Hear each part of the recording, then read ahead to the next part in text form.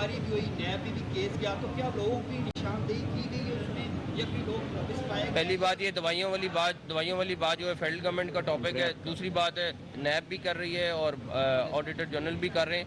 वो एक दफ़ा रिपोर्ट बना लें, जो जो चीज़ें आइडेंटिफाई करेंगे हम उसके खिलाफ एक्शन लेंगे। स्टार्ट होने जा रहे हैं।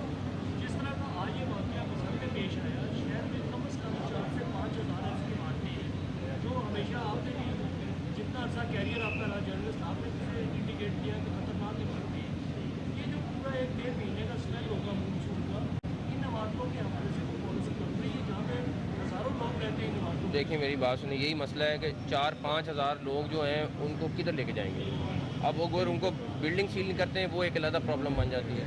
तो ऑलरेडी इसके ऊपर ये लोग काम कर रहे हैं और जो बहुत ही ज़्यादा ख़तरनाक है उसके लिए तो कुछ करेंगे, लेकिन बाकी अगर 4-5 हज़ार घर बंद कर दिए या लोगों कर दिया तो वो एक और क्राइसिस बन जाएगा। ये फरमाइएगा कि जहांगीर तरीन साहब के भाई ने खुदकुशी कर ली, सीसीटीवी साहब मौजूद है, आलमगीर तरीन साहब ने खुदकुशी की, इस हवाले से क्या मालूमात है? सीसीटीवी साहब उनका पोस्टमार्टम करा रहे हैं, लेकिन ये है कि अभी मुझे भी रास्ते में पता चला है, तो जो भी फिर कानूनी कार्रवाई उनकी फैमिली कहेगी वो करा देंगे इंशाल्लाह। Thank you. सर तनकीद तो हमेशा हम आप पे करते हैं, मगर जो ईद पे अलाइशें ठिकाने लगी हैं उससे मैं समझता हूँ लाहौर में बहुत बड़ी वबाई अमराज से बच गया पाकिस्तान और लाहौर का उसमें क्रेडिट मैं 20 साल में पहली मैं आपको एक चीज़ बताऊँ, उसमें मैं यहाँ पे था नहीं, लेकिन मेरी टीम को क्रेडिट जाता है, इन्होंने दिन रात काम किया। Thank you. ठीक है सर, ठीक है।